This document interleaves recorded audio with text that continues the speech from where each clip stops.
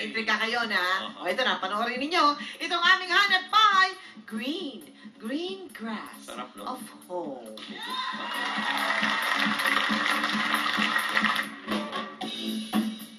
Luntian ang buong paligid, ngunit wala tayo sa ibabaw ng isang burol.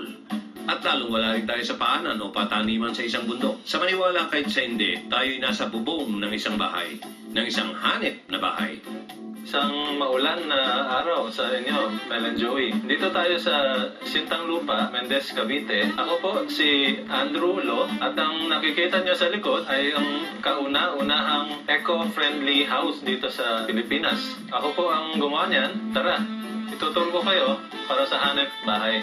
Taong 2006 nang itayo ni Engineer Lo ang bahay na ito para sa bilas niyang German na si Christopher Ranzinger at hipag na Pilipina si Agnes Calda Ranzinger, isang mag-asawang environmentalist. Kaya di katakataka na ang kanilang advocacy ay makita sa kanilang bahay. Isa itong eco-friendly house, isang bahay na ang inspirasyon ay ang kalikasan. Ginaya niya ito sa mga bahay sa Munich, Germany na kinalakihan ni Christopher. 1960s nang mausong eco-friendly house o eco-roofed house sa Germany. Naisipan daw itong gawin ng mga Germans para ma-improve ang quality ng urban development sa kanilang bansa. Nang umuwi sa Pilipinas sa mag-asawang Ranzinger, naisipan nilang magtayo ng ganitong bahay para na rin ma-impluensyahan ng Pilipinas sa ganitong klase ng tirahan. We decided the house has to be eco-friendly. It has to use local materials, good to the environment. Alam niyo bang sa labas pa lang ng bahay, ito'y nagpapakita na ng kanilang pagiging environment friendly. Ito'y sapagkat ang fountain nito sa garden ay di lang basta-basta nagpapaganda ng paligid, kundi ito rin ay bahagi ng sistema ng recycling. Ang tubig na nakikita nyo dyan, yun ay tubig na galing sa septic tank o poso negro ng bahay. Yung tubig na madudumi, pupunta muna siya sa mga chamber na binaon namin sa sahig. And then pupunta siya sa isang malaking pool, ipapump siya dito para mahanginan, magsa-circulate ulit siya pabalik. Yung tubig na yon, yan ang ginagamit namin pang irrigate mga vegetables. Yung mga vegetable na yan, that's part of the supply ng kinakain sa bahay. Tunay na eco-friendly, di ba? Kung ang maruming tubig mula sa Poso Negro ay nagawa niyang i-recycle para maging irrigation ng kanilang mga halaman, abay, masdan niyo ang mga kahoy sa terrace ng kanilang bahay. Mabubulok na lang daw ito ay kanila pang naisalba. Itong sahig na to ay lumang kahoy na galing sa barko na nakalubog sa dagat. May 50 taon na. Eco-friendly nga talaga. Tara, pasukin natin ang loob.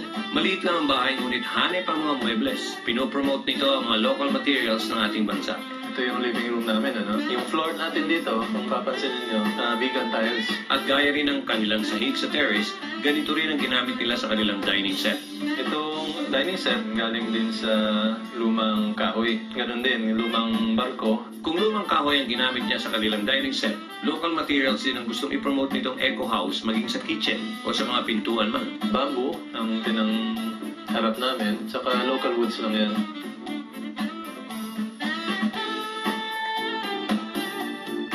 Itong pinto natin, mapapansin nyo, iba. Dito sa loob, naglagay kami ng takip na banig. Dito naman sa harap, gawa to ng sinamay. Malalaki ang bintana ng bahay.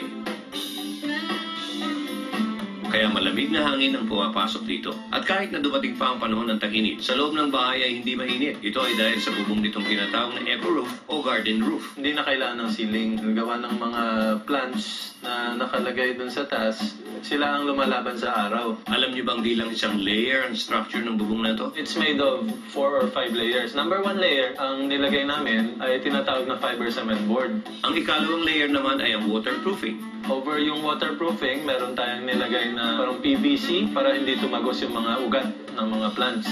Over yung PVC barrier na yan, naglagay din kami ng isa pang layer na merong mga reserva ng tubig. Ang water reservoir ay ang nagsisilbing storage ng tubig para kahit na di madiligan o gaano umulan, mananatiling basa ang lupa sa bubong para di mamatay ang mga halaman. After nung layer na yan, yun na yung soil natin. Hinaluan din natin ng mga pampagaan. Hindi siya yung ordinary garden soil, soil mix. After that, yung halaman na. Ang halaman na nilagay natin yung peanut plant. Hanip na bahay, di ba? Hardin ay napatunayan di lang sa lote pwedeng itayo, kundi pati rin sa bubong.